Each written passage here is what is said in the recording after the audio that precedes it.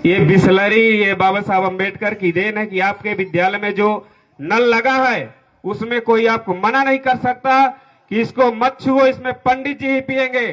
ये बाबा साहब डॉक्टर अम्बेडकर की देन है। और साथ ही बाबा साहब डॉक्टर अम्बेडकर ने ही आपको मंदिर में जाने का अधिकार दिया ही नहीं बल्कि उसके लिए लड़ाई लड़ी। और 1930 में कालाराम मंदिर के लिए बाबा साहब अम्बेडकर ने आंदोलन किया और तभी आपको मंदिर में जाने का अधिकार मिला। लेकिन बाबा साहब डॉक्टर अम्बेडकर ने आपको यह नहीं कहा कि आप मंदिरों में ही लाइन लगा करके खड़े रहें। बाबा साहब डॉक्टर अम्बेडकर ने समानता के लिए आपको मंदिर में जाने का अधिकार दिया। लेकिन हमारे लोग आज मंदिरों में लाइन लगाए खड़े हैं। अभी दुर्गा पूजा रही है बीच में, हमारे लोग कितनी शिद्दत से दुर्गा पूजा के लिए तन मन धन से सहयोग करते हैं और 9 दिन लगातार अभुआते हैं, जाप करते हैं। और हमारी बहनें उनसे कभी पीछे नहीं हैं। अभी डॉक्टर साहब ने बताया है कि हमारी बहनें तो सुबह से 4 बजे की तुरंत नहाइन धोइन और उसको क्या कहेंगी डॉक्टर साहब, उस समय क्या होता है, माघ नहाने वाला।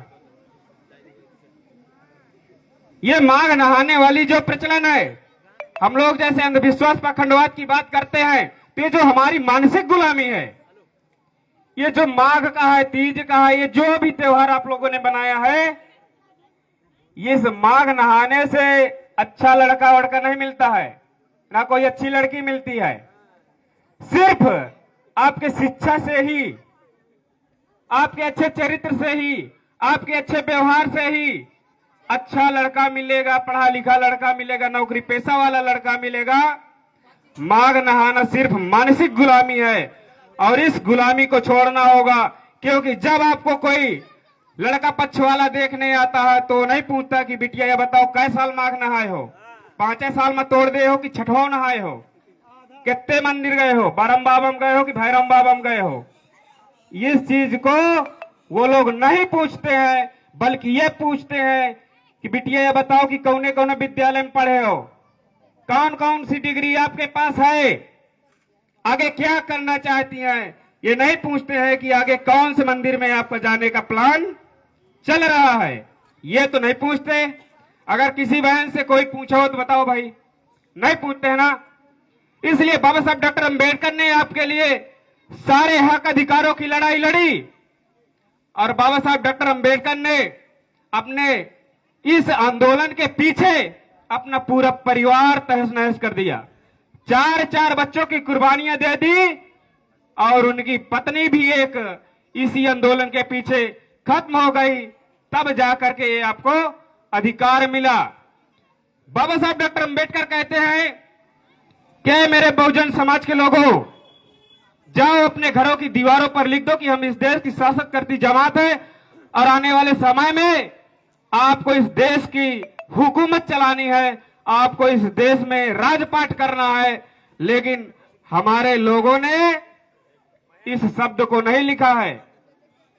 शुभ दीपावली, हैप्पी दीपावली, दशहरा, फलाने ठिकाने, इन चीजों पर आप पड़े हैं। अगर बाबा साहब डॉक्टर अम्बेडकर की थोड़ी सी भी बात अगर मान ले हम, क्योंकि बाबा साहब डॉक्टर अम्बेडकर कहते हैं कि शिक्षा वह शेरनी का दूध है जो जितना पीता है उतना दहाड़ता है। लेकिन ये हमारा समाज शिक्षा रूपी दूध को नहीं पीता है, बल्कि ठर्रा वाली दारू पीता है। और इसको पीने से क्या फायदा, क्या नुकसान है, हमारी माताएं बैठी है, बहनें बैठी हैं, वो जानती होंगी। जिनका पति दारू पीता होगा, शाम के आता होगा और पूरे घर में तहस नहस करता होगा, बच्चों को गाली गलौज करता होगा, पत्नी को मारता होगा, पास पड़ोस में यानी झगड़ा लड़ाई करता होगा, इसका फायदा ये है। मेरे भाइयों बहनों, ये व्यसन वाली चीजें भी छोड़िए और बच्चों को शिक्षा की ओर अग्रसर करिए। अगर आप लोग व्यसन की ओर हमारे बुजुर्ग जाएंगे तो निश्चित रूप से ये जो आगे बैठी हुई हमारे बच्चे हैं, ये भी उसी चीज की लत लग जाएगी और आदी हो जाएंगे और आने वाले समय में दारूखोर, गांजाखोर हो जाएंगे और ऐसे ही इनकी जिंदगी खत्म हो जाएगी।